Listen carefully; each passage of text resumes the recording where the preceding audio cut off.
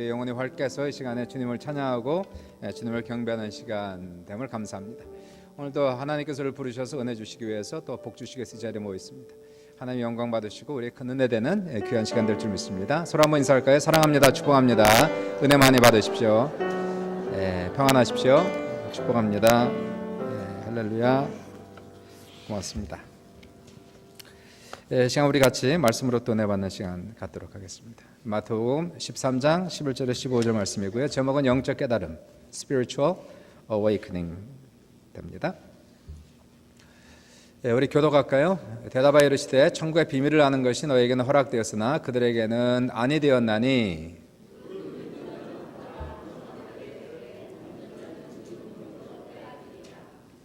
그러므로 내가 그들에게 비유로 말하는 것은 그들이 보아도 보지 못하며 들어도 듣지 못하며 깨닫지 못함이니라.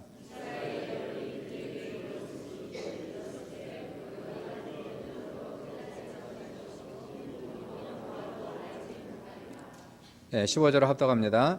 이 백성들의 마음이 완악하여져서 그 귀에 듣기에 둔하고 눈은 감았으니 이는 눈으로 보고 귀로 듣고 마음으로 깨달아 돌이켜 내게 고침을 받을까 두려워함이라 하였느니라. 오늘 본문을 보시면요, 깨달음이란 단어가 3번 나오고 있어요. 깨달음. 마태복음 13장 전체에는 6번 나오는데 오늘 특별히 본문에서 3번 반복해서 나오고 있으면서 오늘 본문의 말씀은 특별히 깨달음의 은혜를 지금 얘기하고 있습니다. 깨닫는다. 깨달음이라는 것은 이 몰랐던 진리, 감추어졌던 진리를 알게 되었다, 이런 뜻이 되겠죠. 감추어졌던 진리를, 영적인 진리를 알게 되었다. 이게 깨닫는다는 겁니다.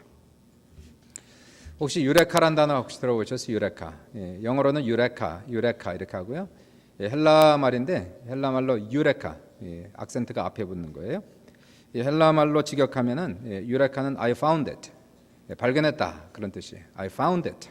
그래서 어떤 문제, 곰곰하게 생각하고 답이 없었던 그런 문제를 생각했을 때 정광석화처럼 확 지나가는 어떤 답을 깨달았을 때에 그때 외친 단어가 유레카, 발견했다, 깨달았다. 이제 이게 유레카가 되죠. 이 단어가 어디서 나오느냐 하면은 헬라의 왕이었던 히에론 2세가 금속공에게 순금을 주어서 왕관을 만들어라고 합니다. 그래서 이 사람이 순금으로 왕관을 만들어 왔는데 이 왕이 보기에는 이게 아무래도 좀 이상한 것 같아요. 이게 순금을 줘서 순금으로 만들어 오라고 그랬는데 은이 있는 것 같은 느낌이 들었습니다. 심증은 있는데 물증이 없어요. 당신의 과학으로는 이것이 은이 들어갔는지 안 들어갔는지 알 수가 없습니다. 그래서 그 당시에 유명했던 수학자이자 철학자인 이 아르키메데스를 불러가지고 혹시 이것을 알 수 있는 방법이 있느냐? 왕관의 무게는 알겠는데 부피를 알 수가 없는 거예요. 밀도를 조사하려면 부피가 있어야 되잖아요. 무게도 알고 부피도 알면 밀도가 나오는데 무게는 아는데 부피를 알 수 없습니다. 그래서 이 문제에 대해서 곰곰이 생각합니다. 아르키메데스가. 그리고 목욕탕을 들어갔는데 이 몸이 들어간 순간에 물이 이렇게 넘치는 겁니다. 그때 아르키메데스가 답을 발견했죠. 그래서 유레카 2번 외치고 벗은 몸으로 길거리를 뛰어나갔던 유명한 일화가 있는 거 아니에요. 우리가 잘 알지만은 자신의 몸이 들어간 만큼 물이 넘친 거예요. 그래서 넘친 물의 부피와 그 물 속에 들어간 자기 몸의 부피가 동일하다는 것을 깨닫고서는 여기에서 그 왕관의 부피를 잴 수가 있었고요. 나중에 밀도를 조사해봤더니 역시 금속공은 은을 집어넣은 것이 발견되었다. 그래서 이것을 가리켜서 아르키메데스의 발견이다. 기억하십니까? 옛날에 우리 배운 건데요. 아르키메데스의 발견이다. 유레카의 체험이 우리에게 있으면 좋겠죠. 유레카. 이 아는 것이 있고 깨닫는 것이 있습니다. 우리가 많은 것을 듣고 알았지만 그 아는 것을 깨달을 때 유레카를 외칠 수 있는 거예요. 이런 진리를 깨닫게 되면 유레카를 외칠 수가 있게 되고요. 체험하게 되고 기쁨을 체험하게 되고 유레카를 깨닫게 되면 춤을 출 수가 있습니다. 벌거벗은 것도 모르고 뛰쳐나갈 정도로 그 정도의 기쁨이 충만함이 있는 거예요. 예수님께서 요한복음 8장 32절에 말씀하시기를 진리를 알지니 진리가 너희를 자유케 하리라. 그러므로 깨달으면 해방과 자유를 체험하게 되고 깨달으면 구원과 치유를 맛보게 됩니다. 신앙이 자라가려면 지식으로는 자라지 않습니다. 지식이 깨달음이 돼야 우리의 삶 속에 진짜 깨달음이 돼야, 그래서 그 말씀이 우리 속에서 피가 되고 살이 되고 깨달음이 돼야 그 깨달음을 통해서 우리의 영혼이 자라가는 거예요. 유레카의 체험이 많은 사람은 신앙이 자라가고, 많이 알아도 많이 들어도 이 유레카의 체험이 없는 사람은 신앙이 잘 자라가질 않습니다. 이 영적 진리를 깨달으면, 정말 깨달으면, 내가 알고 있는 것, 들은 것들을 정말 가슴으로 깨달으면 이 놀라운 신앙의 발전과 함께 하늘의 기적과 축복을 맛볼 수 있는데, 그러면 어떻게 깨닫느냐는 얘기예요. 어떻게 나의 지식이 깨달음으로 이게 발전할 수 있겠는가. 오늘 본문을 보시면 네 가지가 나와요. 첫 번째가 뭘까요? 따라해 보세요. 경청하는 거예요. listening. 14절 보시니까 이사야 예언이 그들에게 이루어졌으니 일러스되 너희가 듣기는 들어도 깨닫지 못할 것이요 라고 얘기하고 있어요. 보기는 보아도 알지 못하리라. 그러니까 듣는 것이 아니라는 거예요. 듣는다고 다 이해하는 것이 아니라는 겁니다. 왜요? 주의 깊게 경청하지 않으면, 내가 듣는 것을 주의 깊게 깊이 경청하지 않으면 들리지도 않고 듣는 것을 이해도 하지 못한다는 거예요. 그래서 듣긴 들어도 깨닫지 못하는, 경청하지 않으니까, 잘 듣지 않으니까, 조심해서 듣지 않으니까 안 들리는 거예요. 들어도 모르는 거예요. 사람과 대화할 때 중요한 것은 경청하는 것을 우리가 배워야 돼요. 잘 듣는 연습이 필요하고 훈련이 필요합니다. 사람은 일반적으로 말하는 것은 좋아하고 듣는 것은 별로 좋아하지 않습니다. 말은 쉬워요. 하기는 쉽지만 듣는 건 상당히 어렵습니다. 한번 말을 시작하면 끝이 없는 사람들도 있고요. 말을 줄여야 되겠죠? 성경은 얘기하기를 듣는 것은 속히 하고 말하는 것은 더디하라 라고 얘기하고 있어요. 듣는 연습을 많이 해야 됩니다. 관계 속에서, 대화 속에서 말하는 것보다 듣는 연습을 잘하는 거예요. 신경을 쓰고 들어야 되니까 피곤한 거예요. 그냥 안 들립니다. 신경을 써야, 경청을 해야 들리기 때문에 듣는 것은 어려운 거예요. 피곤한 거예요. 특별히 말한 사람의 의도가 무엇인지를 이해하고, 그리고 그 이면에 숨어있는 그 사람의 감정까지 우리가 읽어내려면 정말 신경을 많이 써야 됩니다. 남편과 아내 사이에서도 서로 대화가 안 되는 것은 경청하지가 않으니까, 서로 경청하지 않으니까 문제가 생기는 거예요. 상담하는 사람들은 무슨 연습을 합니까? 듣는 훈련을 하는 거예요. 잘 듣는 훈련을 하는 사람들이 상담하는 사람들입니다. 상담자는 누가 얘기하든지 결코 판단하지 않습니다. 끝까지 듣습니다. 가끔 반응을 보내면서 그 대화가 진지하게 갈 수 있도록, 깊이 갈 수 있도록 그 대화를 이끌어가는 사람이 상담자 역할이 되겠죠. 들으면서 내가 무슨 대답을 할 건가 미리 생각하며 듣는 사람은 경청하지 않는 겁니다. 경청하는 사람은 결코 내가 무슨 말을 할까, 어떻게 응답할까 판단하지도 않고 생각하지도 않고 그 사람을 그대로 들어주는 거예요. 이러한 대화가 있으면, 경청을 하게 되면 그 사람을 이해할 수 있게 되고, 그 사람과 깊은 대화를 나눌 수 있게 되고, 깊은 대화를 나누다 보면 그 대화 속에서 그 문제에 대한 통찰력을 대화 속에서 발견하는 것이거든요. 잘 들어야 됩니다. 경청해야 됩니다. 사람의 말을 경청하는 것도 이렇게 중요한데, 하물며 하나님 말씀을 경청하는 것이 얼마나 중요하겠어요. 하나님 말씀을 듣는다고 다 이해하는 것이 아니고, 경청하지 않으면 안 들립니다. 들어도 모릅니다. 분명히 믿음은 들음에서 난다. 로마서 10장에서 말씀했잖아요. 들음은 믿음에서 나고, 믿음은 들음에서 나고, 들음은 그리스도의 말씀으로 말미암느니라.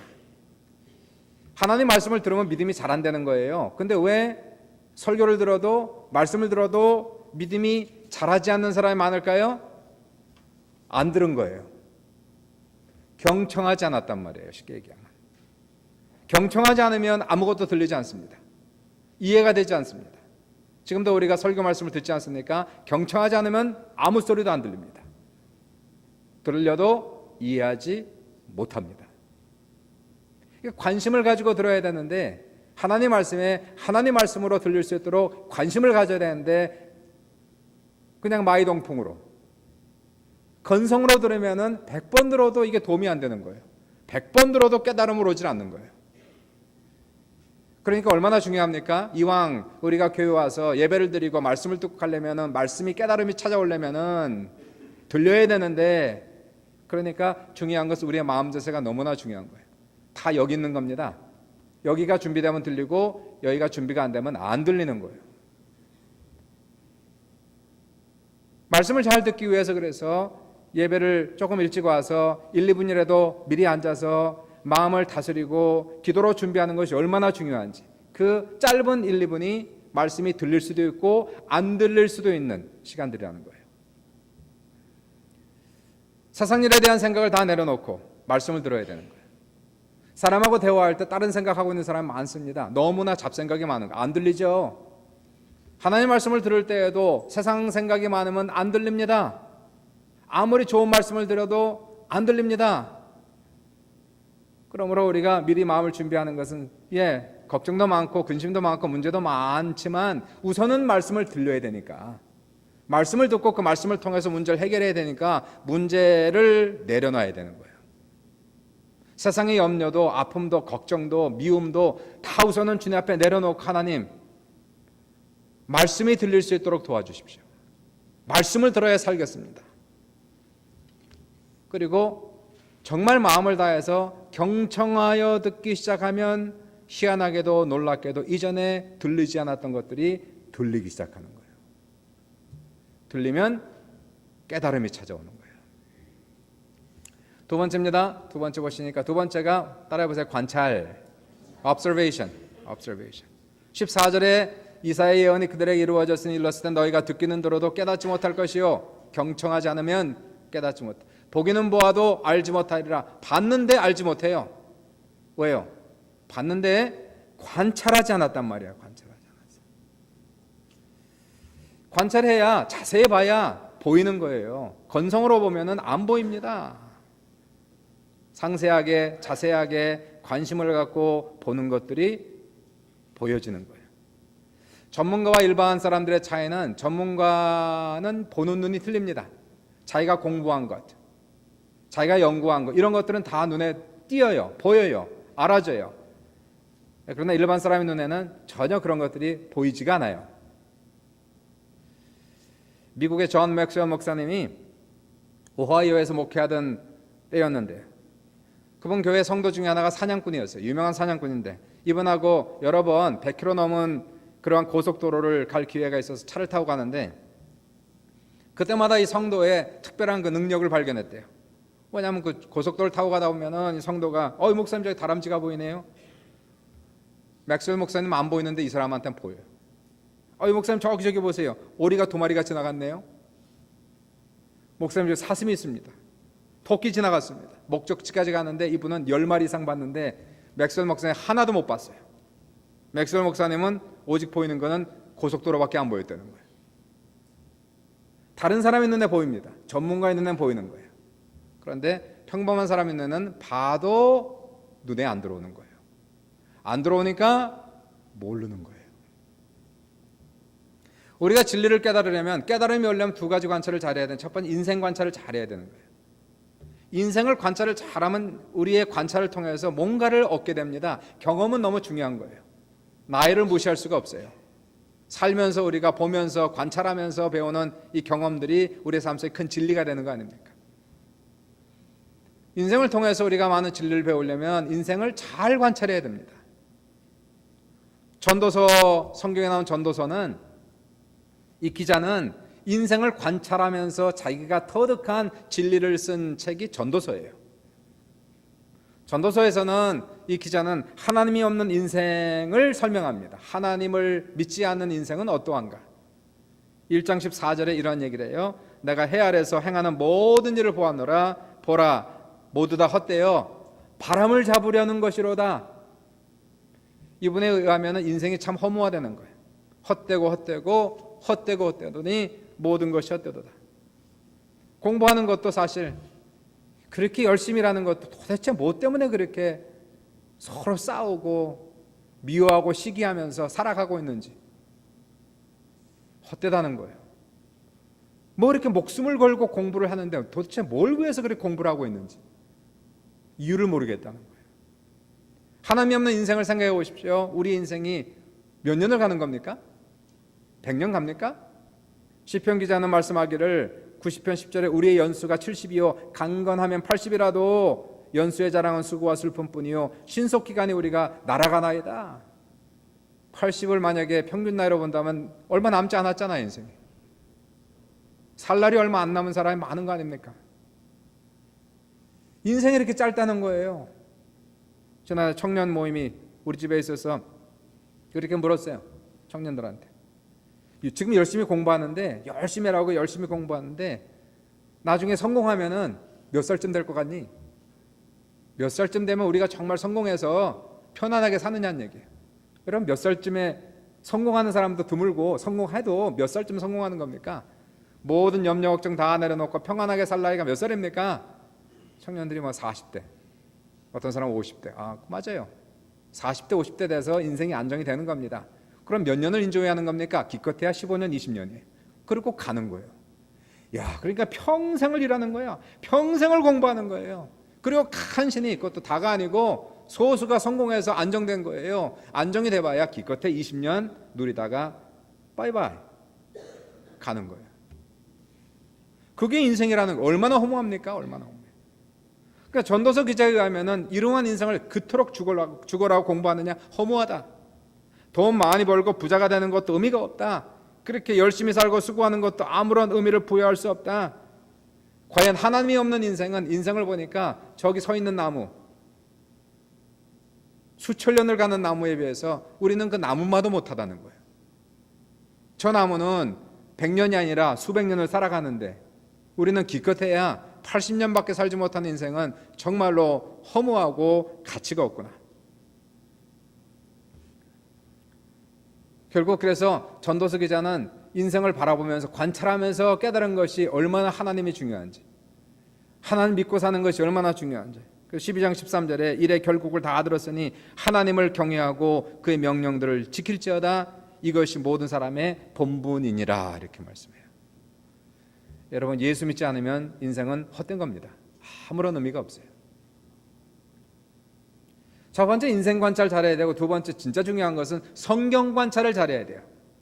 성경 관찰. 성경을 보아도 보이지가 않는다는 거예요. 성경을 그렇게 가지고 있어도 깨닫지를 못한다는 거예요. 성경 안에는 엄청난 진리가 숨겨져 있는데 예수님께서 마태복음 13장에 비유하시기를 마치 천국이 밭에 감추인 보화와 같고 값진 진주를 구하는 장사와 같다라고 예수님이 말씀하셨어요. 이 안에는 보화가 숨겨져 있고 값진 진주가 이 안에 숨겨져 있다는 거예요.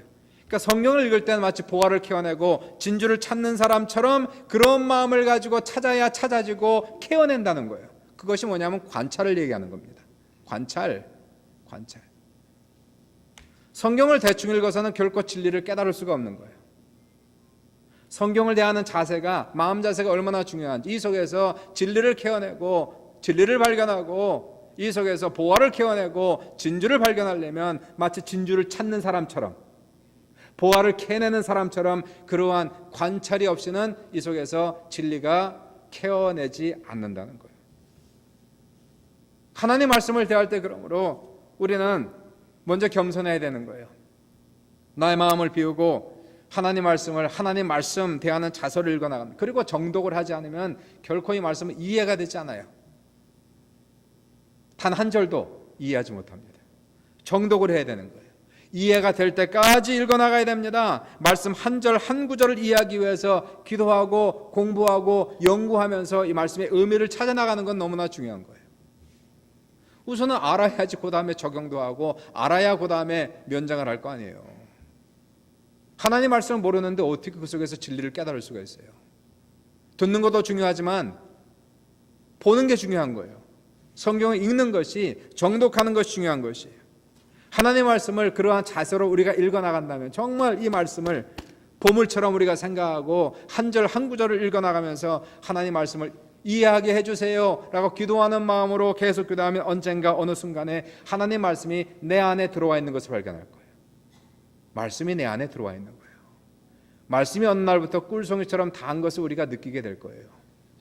그러한 시간이 있어야 말씀을 깨달아지게 되고 깨달음을 통하여 놀라운 기적을 우리가 체험하는 것입니다. 두 번째가 뭐예요? 관찰이에요. 세 번째입니다. 세 번째가 뭘까요? 따라해 보세요. 고찰. 고찰은 관찰보다 한 걸음 더 나아가서 메디테이션이에요. 메디테이션. 15절을 보시니까 이 백성들의 마음이 완악하여져서 그 귀는 듣기에는 둔하고 눈은 감았으니 눈으로 보고 귀로 듣고 마음으로 깨달아. 이게 고찰하는 겁니다. 메디테이션. 마음. 돌이켜 내게 고침을 받을까 두려움이라 하였느니라. 고찰이라고 하는 것은 이미 들었잖아요. 성경 읽었잖아요. 그럼 마음으로 깊이 묵상하는 단계가 고찰하는 단계예요. 깊은 고찰이 없이는, 깊은 묵상이 없이는 내가 들은 말씀을 깨닫지 못하고 내가 읽을 말씀을 깨닫지 못한다는 거예요. 들었으면, 읽었으면 그 말씀이 내 안에서 녹아날 때까지, 그 말씀이 정말 가슴으로 와닿을 때까지 그 말씀을 묵상해야 됩니다. 그 말씀을 붙들고 기도해야 됩니다. 성경 말씀을 가리켜서 우리가 로고스다 이렇게 얘기해요. 로고스는 하나님께서 온 인류에게 주신 하나님의 명령과 약속의 로고스예요. 이거는 차별이 없습니다. 백인이고 흑인이고 하나님 말씀이에요. The Word of God. 하나님 말씀인 거예요. 모든 사람에게 주시는 동일한 명령, 동일한 약속. 근데 로고스 한 절 한 절을 우리가 기도하는 마음으로 붙들고 오랫동안 묵상하면 이 로고스의 말씀이 우리에게 레이마가 되는 거예요. 레이마가. 레이마란 모든 인류에게 주신 동일한 약속과 명령이 아니라 나에게 주시는, 나에게 개인적으로 주시는 하나님의 명령과 약속이 될 때 그것을 레이마다 이렇게 얘기하는 거예요. 가슴에 부딪히는 사건, 가슴에 와닿는 사건, 나의 말씀으로 들리는 사건, 이 사건이 바로 레이마다 이렇게 얘기하는 거예요. 언제까지 이렇게 해야 됩니까? 베드로후서 1장 9절에 사도 베드로가 말씀하기를 새벽별이 마음에서 떠오르기까지 마음에 묵상하라는 거예요. 새벽별이 어두운 캄캄한 곳에서 새벽별이 내 마음속에 떠오르기까지, 깨달음이 올 때까지 묵상하라. 이 로고스의 말씀이 내 마음속에 깨달아지고 새벽별이 떠오르듯이 내 마음속에 알아지면 놀라운 일들이 생기기 시작합니다. 말씀의 능력이 나타나기 시작하는 거예요. 시편 1편 1절부터 3절에 시편 기자는 복 있는 사람은 이렇게 얘기해요. 누가 복 있는 겁니까? 누가 복 있는 겁니까? 복 있는 사람은 오직 여호와의 율법을 즐거워하여 그의 율법을 주야로 묵상하는 자로다. 고찰하는 거예요. 묵상하는 자로다. 그는 시냇가에 심은 나무가 철을 따라 열매를 맺으며 그 잎사귀가 마르지 아니한 같으니 그가 하는 모든 일이 다 형통하리로다. 말씀. 형통을 원하시면 아멘. 그럼 묵상을 하란 말이야. 묵상을.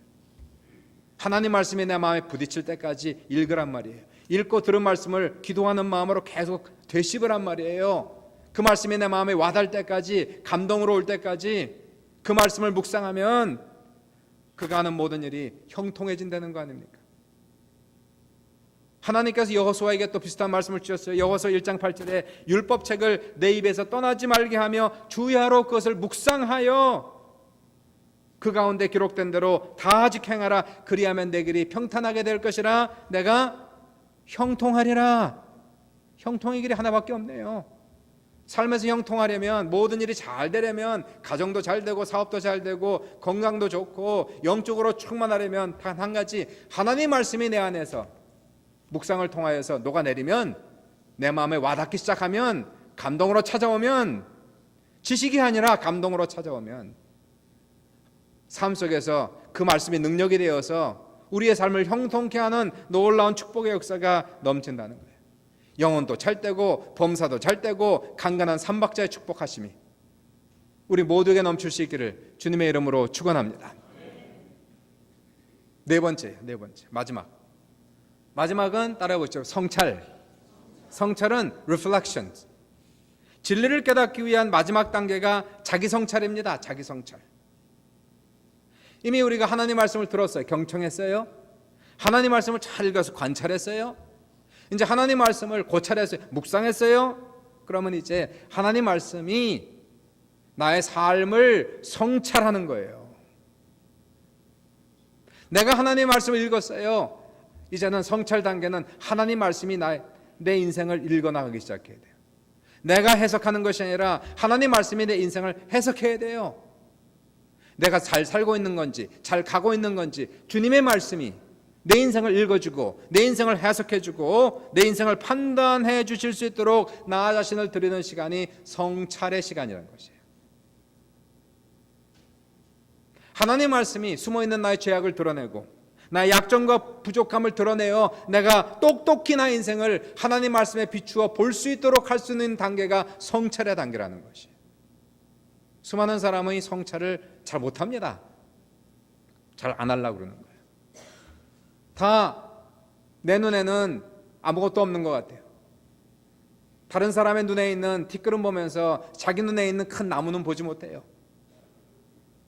성찰이 없으면 회개도 없고 성찰이 없으면 변화가 없는 거예요. 자기 성찰을 해야죠. 하나님의 말씀을 통해서 내 인생을 살펴야 되는 거 아닙니까? 시편 139편 23절과 24절에 하나님 나를 살피사 내 마음을 아시고 나를 시험하사 내 뜻을 아옵소서. 내게 무슨 악한 행위가 있나 보시고 나를 영원한 길로 인도하소서. 말씀은 거울과 같아서 자신을 비추어 보는 것이 하나님 말씀인 거예요. 하나님께서 성령을 통하여 나를 깨우치시고 나를 책망해 주셔야 되는 거예요. 이와 같은 자기 성찰이 없이는 사람은 결코 변하지 않습니다. 미국의 36대 대통령이었던 린드 존슨은 96kg가 넘어서 몸무게가 100kg가 다 돼가지고 항상 몸무게 때문에 고민을 했대요. 존슨이 체중 감량을 몇 번이나 위해서 노력했지만 항상 실패했어요. 그러다가 이 존슨 대통령이 아내에게 쓴소리를 들었어요. 당신은 말이에요, 먹는 것도 절제하지 못하면서 어떻게 국가를 경영합니까? 아내의 쓴소리를 듣고 존슨 대통령이 이 말을 깊이 새겼어요. 그래, 맞아요. 내 인생 하나 절제하지 못하는 사람이 어떻게 나라를 경영하느냐. 그래서 이분이 이 쓴소리를 듣고 가슴에 새겨서 결국은 96kg에서 80kg까지 줄여가지고 그리고 평생을 살았다는 거예요. 약이 쓰듯이 우리는 쓴소리가 필요한 거예요. 쓴소리가, 단소리가 아니라 쓴소리가 가끔 필요한 거예요. 사람이 하는 쓴소리도 들을 수가 있어야 됩니다. 때로는 아내가 쓴소리를 하고 남편이 쓴소리를 하는 거예요. 부모가 쓴소리를 하기도 하고 자식이 쓴소리를 할 수도 있는데 하나님이 때로는 사람을 통해서 나에게 쓴소리를 주시는 거예요. 그런 것들은 무조건 기분 나빠할 것이 아니라 겸손히 그러한 얘기들을 경청해야죠. 내가 뭔가 부족한 것이 있는지, 내가 뭐를 잘못하고 있는지. 내 눈에는 안 보이는 거예요. 내 눈에는 다 나는 괜찮아 보이는 거예요. 사람의 눈에는 보이는데 나는 내가 안 보이는 거예요. 여러분의 얼굴이 지금 보입니까? 안 보이잖아요. 내 얼굴이 내가 안 보이잖아요. 자기한테는 안 보이는 거예요. 남의 눈엔 다 보이는 거예요. 사람의 말도 우리가 경청해서 들으면서 그들의 비판도, 그들의 쓴소리도 우리가 겸손히 받을 수 있는 자세가 중요하지만 가장 좋은 것은 뭘까요? 그것은 역시 하나님 말씀이 나의 삶을 성찰해 줄 때가 제일 좋은 거예요. 하나님 말씀을 통하여 성령이 나를 훈계하시고 책망하실 때에 진정한 변화의 역사가 그 속에서 일어나기 시작해요. 숨어있는 죄악이 드러나기 시작하는 거예요. 나의 약점이, 나의 부족함이 하나님 앞에서 발가벗은 것처럼 드러날 때 이 수치심과 이 부끄러움을 어찌할 바 몰라서 하나님 앞에 울며 주님 앞에 회개할 때에 하나님께서 그 죄를 씻어주시고 나를 변화시키는 놀라운 역사가 성찰하는 사람들에게 생긴다는 거예요. 사도 바울은 예수를 만나기 전에는 자기가 최고였어요. 최고. 죄도 없다고 생각했고 자신은 열심히 살았고 철저하게 자신을 지키며 살았다고 자신했고 자부했던 사람인데요, 예수를 만나면서 자기 자신이 얼마나 큰 죄인인지를 깨닫고 가슴을 치며 회개했어요. 그리고 그는 놀라운 변화를 체험합니다. 교회를 핍박한 사람이 변화받아 사도가 되어서 기독교를 세계적 종교로 만들어 놓은 당사자가 바로 사도 바울이에요. 자기 성찰이 없이는 변화가 안 되는 거예요. 결과가 뭘까요? 결과를 보시면 이제 하나님 말씀을 경청해서 듣는 거예요. 그리고 열심히 관찰해요. 그리고는 고찰해요. 이 말씀을 메디테이션해서 우리의 삶 속에 내 마음에 감동이 되게 하시고 성찰을 통하여서 내 죄가 드러나게 하시고 회개하게 하시면 결과는 뭡니까? 이 백성들의 마음이 완악해져서 그 귀에 듣기는 둔하고 눈은 감았으니 눈으로 보고 이게 관찰, 귀로 듣고 경청, 마음으로 깨달아 고찰, 돌이켜 성찰하면 어떻게 됩니까? 고침을 받는 거예요. 고침을. 그게 결과예요. 고침을 받을까 두려움이 되니라 하였느니라. 인생에서 성경 말씀을 우리가 경청해서 듣고, 성경 말씀을 잘 관찰해서 읽고, 성경 말씀이 내 마음속에 부딪힐 때까지 묵상하고 고찰하며 성경 말씀을 통해서 내 인생을 성찰하심으로 하나님 말씀이 내 삶을 읽어주고 해석해주고 내 삶을 판단해주며 나의 연약함과 죄악에 드러나 회개하고 돌아오면 그 다음에 일어나는 것은 마지막 고침이 일어난단 말이에요. 고침이라는 것은 내 인생을 고쳐주시는, 아까도 얘기했지만은 바로 이러한 사람의 하나님이 형통케 하시는, 내 인생을 고치는 거예요. 내 인생 전체. 잘못 가고 있습니까? 인생이 왜 잘못 가고 있을까요? 다 내 잘못이지. 다 내 잘못이에요. 누구 탓을 해요? 다 내가 잘못해서 인생이 잘못 가고 있는 거예요. 그럼 내가 고침을 받아야 되거든요. 하나님 말씀이 나를 읽어주고 나를 변화시키면은, 내가 변하면 내 인생이 그때부터 힐링이 되기 시작한단 말이에요.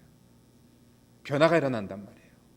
우리의 삶에서 가정이 있고 사업이 있고 직장이 있고 모든 인생 속에서 하나님이 고쳐주시고 회복시키시는 놀라운 역사가 우리 모두에게 넘칠 수 있기를 주님의 이름으로 축복합니다. 영적 깨달음, 이건 너무너무 중요한 거예요. 듣는 것을 깨달아야 되고 보는 것을 깨달아야 되는 거예요. 그러면 이 네 가지를 말씀드렸어요. 어떻게 깨닫습니까? 듣는 것이 아니라 경청해야 돼요. 하나님 말씀을. 하나님 말씀을 하나도 놓치지 않도록 경청해야 됩니다. 하나님 말씀을 관찰해야 됩니다.